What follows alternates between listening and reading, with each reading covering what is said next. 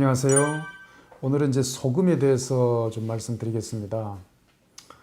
여러분, 소금 많이 먹어야 된다, 짜게 먹으면 나쁘다, 적게 먹어야 된다, 또는 많지도 적지도 않게 적당히 먹으면 된다. 어떤 분들은 전혀 소금 먹을 필요가 없다, 이렇게까지 주장하시는 분들도 있고, 많은 이제 인터넷에 보면 많은 이제 정보들, 자료들이 나와 있고, 소금에 대해서 많은 잡다한 지식들이 나와 있습니다. 이제 이 소금에 대해서 왜 이렇게 정해진 어떤 기준이 없고, 그 정해진 기준이라고 하면 그 영양 기준에서 하루에 일일 섭취량, 권장 섭취량 해가지고 정부에서 발표한 걸 보면은 그냥 성인 몇 그램, 남자 몇 그램, 여자 몇 그램 요 정도로만 남녀 이렇게 분리를 해놓고 많은 변수가 있는데 너무 단순하게 천편일률적으로만 이렇게 나와 있는 것들을 우리가 볼 수가 있거든요. 자, 그래서 그 기준을 따르다 보니까 그 기준이 잘못된 거기 때문에 그 기준을 따르다 보니까 이제 많은 문제들이 생깁니다. 질병이 생긴다든지 질병이 악화된다든지 건강이 나빠진다든지 그런 문제들이 생기는데 알고 보니까 그 기준이 정확한 기준이 없습니다. 그래서 우리가 소금을 어떻게 먹어야 되느냐. 우선 이 소금이라는 것이 좋은 거냐 나쁜 거냐, 그리고 많이 먹어야 되냐 적게 먹어야 되냐, 이런 논란이 많은데 이걸 좀 정리할 필요가 있어서 제가 이번 시간을 마련을 했습니다. 이제 이건 제 생각인데요. 많은 자료들 저도 이제 보고 임상에서 또 많은 환자분들을 경험을 하면서 느끼는 바인데요. 사람들이 우선 소금에 대한 개념부터 제대로 좀 정리를 해야 될 것 같다라고 하는 생각이 듭니다. 내가 소금을 왜 먹을까요? 음식에 만일에 소금이 없다고 생각을 해보십시오. 그러면 맛이 없어요. 첫 번째로. 첫째는 이제 맛이 없어요. 그래서 소금이 좀 들어가면, 간이 좀 들어가면 맛이 납니다. 그래서 그 맛을 내기 때문에 먹는데, 만일에 맛 때문이 아니라면 소금을 먹어야 될 필요가 있을까요? 예, 있습니다. 소금은 굉장히 필요하고 중요한 영양소입니다. 근데 이 소금을 우리가 아는 바는 뭐냐면, 소금이 뭡니까? 그러면 소금이 NaCl입니다. 예, 염화 나트륨입니다. 또는 나트륨이에요. 소금은 나트륨입니다. 이렇게만 알고 계세요. 그러니까 우리가 알고 있는 이 화학적 지식, 이것은 소금의 성분을 규정하는 건데 그 성분을 단일 성분으로 규정해 놓는 겁니다. 나트륨이라든지 염소와 결합된 염화나트륨이라든지 NaCl로만 알고 있죠. 이것이 이제 문제의 발단입니다. 우리가 잘못 알고 있는 지식이죠. 굉장히 많은 영양소들, 많은 미량 원소들, 많은 화합물질의 종합체입니다. 이 종합적인 거, 이 종합적인 맛과 종합적인 향과 종합적인 색, 그리고 종합적인 효과를 통칭해서 소금이라고 했는데, 우리가 지금 알고 있는 소금은 그냥 나트륨이에요. 자, 이렇게 보니까 문제가 생깁니다. 그래서 우리가 지금 시중에 판매되는 음식들, 또 시중에 판매되는 소금이 들어간 음식이나 소금 그 자체를 보면 거의 정제형, 사람들이 깨끗한 거를 추구하고 좋은 걸 추구하고 순도가 높은 거를 추구하다 보니까 이 소금의 성분을 염화나트륨으로 보고 염화나트륨의 순도를 높이려고 정제를 합니다. 정제라는 게 이제 잡다한 불순물들을 제거하는 거죠. 근데 이제 세계적으로 제일 유명하다고 하고 좋다라고 하는 소금들 보면은 색이 하얀 소금은 없습니다. 우리 선조들이 이 세상에 여러분들 소금이 크게 보면 두 가지예요. 땅 속에 묻혀 있는 암염, 그거 아니면 그것이 이제 물에 풀려서 액체 상태로 존재하는 바닷물. 그것뿐이 없어요, 소금은.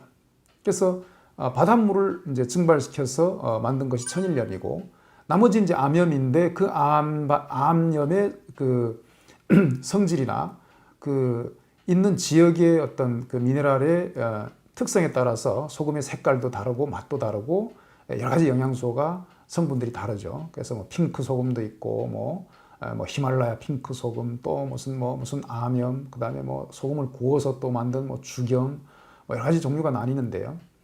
소금은 크게는 이제 땅 속에서 캐내는 암염 아니면 그것이 풀려 있는 바닷물에서 추출한 천일염이죠. 자, 그것들이 이제 많은 가공 과정을 거치면서 소금의 종류가 다양해지는데요. 그리고 이름이 붙여지고 영양 성분이 붙여지고 그 이제 활용도가 달라지는데, 크게 보면 그런데 이 소금을 종합적인 영양소의 종합체라고 봐야 되는데 순수 NaCl이다 또는 나트륨이다라고만 보기 때문에 그거는 뭐 많이 먹으면 절대 안 되거든요. 예. 그래서 우리 시중에 판매되는 특히 육가공 제품들, 라면에도 들어가고 과자류에도 들어가지만은 제일 많이 들어가는 게 이제 육가공 제품이거든요. 소시지, 햄, 베이컨 이런 데 많이 들어가는데요. 이런 가공 제품, 가공식품들에 들어가는 소금은 거의 공업 소금이죠. 정제된 이제 흰 소금이죠. 이게 문제를 일으킵니다. 이것은 우리 선조들이 소금이라고 했던, 그리고 우리가 알고 있는 그 소금이라고 하는 그 영양 성분의 그 소금이 아니에요. 흰 소금은. 그래서 이제 불순물 다 제거. 이 사실 불순물이 중요한 영양 성분인데 그거를 불순물로 치부하고 소금은 NaCl이니까 순수 NaCl만 필요해. 그래서 그것만 추출하는 거죠. 그것만 추출해서 나머지는 다 불순물이고 이것만 추출해서 난 이것만 필요해. 그거를 곱게 만들어 놓은 하얗게 만든 것이 이제 정제염인데 그 이제 가공식품들에 이게 많이 들어가죠. 그래서 가공식품을 많이 먹었을 때 건강이 나빠지고 비만이 생긴다든지 고혈압이 생긴다든지 전해질 대사에 이상이 생긴다든지라고 하는 이런 여러 가지 문제가 생기는 것이 바로 이 가공소금. 그게 이제 흰 소금이죠. 그것은 이제 거의 화학물질이라고 보시면 돼요. 저는 이제 정제소금 이것을 화학시약에 가까운 물질이라고 보거든요. 단순 NaCl이라고 하는 거는 우리가 알고 있는 그 소금이 아니고 화학소금이죠. 화학물질에 가까운 겁니다. 이런 단순 물질은 우리 몸에 굉장히 이제 불리한 작용을 하거든요. 굉장히 나쁜 작용을 합니다. 그리고 또 장기적으로 많이 먹었을 때. 그래서 우리는 깨끗하고 희고 또 고운 소금 이런 거를 이제 지향을 하기 때문에 그래서 이제 천일염이나 거친 소금이나 또는 죽염이나 뭐 다른 소금들을 도외시하는데 사실 그런 소금들이 훨씬 우리가 알고 있는 그 소금의 본연의 성질, 본연의 효능에 가깝다는 거죠. 그래서 여러분들 자연 상태 그대로 먹어야 된다. 이게 역시 이제 자연치유, 자연식인데 소금도 자연 상태 그대로. 암염 다 좋습니다. 죽염 다 좋고요. 천일염 다 좋아요. 특별히 다르게 더 가공할 필요가 없는 겁니다.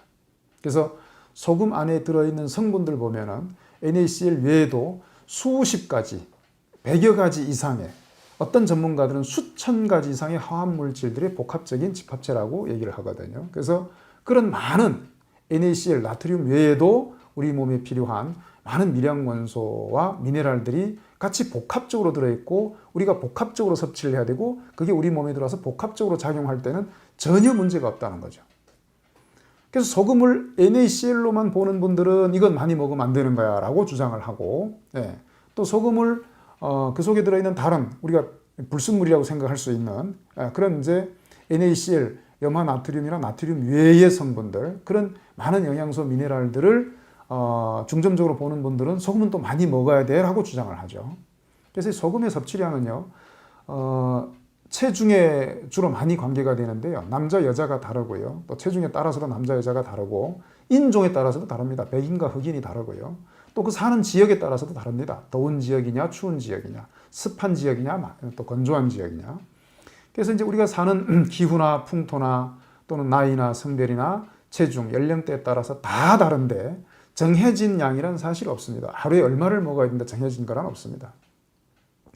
저는 제일 중요한 것이 이 소금, 이 그 염분이죠. 짠 성분이 우리 몸에 얼마나 저류가 되느냐. 그리고 이게 섭취한 것만큼 분해되고 연소돼 쓰여지느냐. 이 연소되는, 그러니까 섭취와 연소, 수입대 지출, 제가 늘 말씀드리는 수입대 지출의 비율이죠. 이 비율이 굉장히 중요한 겁니다. 근데 우리 현대인들은 거의 몸을 안 움직이고 여름에도 땀을 안 흘리기 때문에 에어컨 밑에만 앉아 있고 하기 때문에 거의 연소가 안 되고 분해가 안 되고 쓰여지지 않는단 말이죠.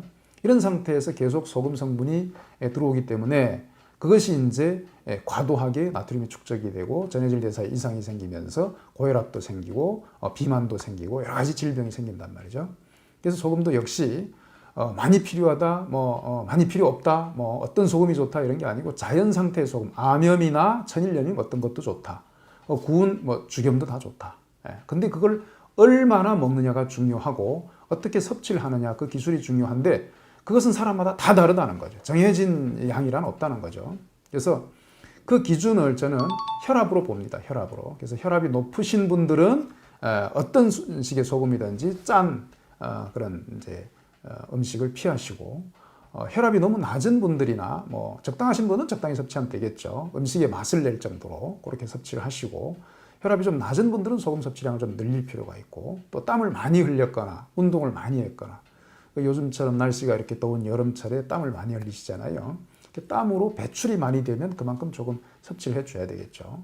그러나 과잉된 섭취는 또 안 된다. 그래서 소금에 대해서 간략하게 제가 좀 정리를 해드린다고 말씀드렸는데 이해가 되실지는 모르지만 소금을 우리가 어떻게 바라보느냐, 소금을 나트륨으로 보느냐, 종합적인 영양 성분으로 보느냐에 따라서 이 기준이 달라진다는 겁니다. 그 부분을 오늘 중점적으로 말씀을 드렸습니다.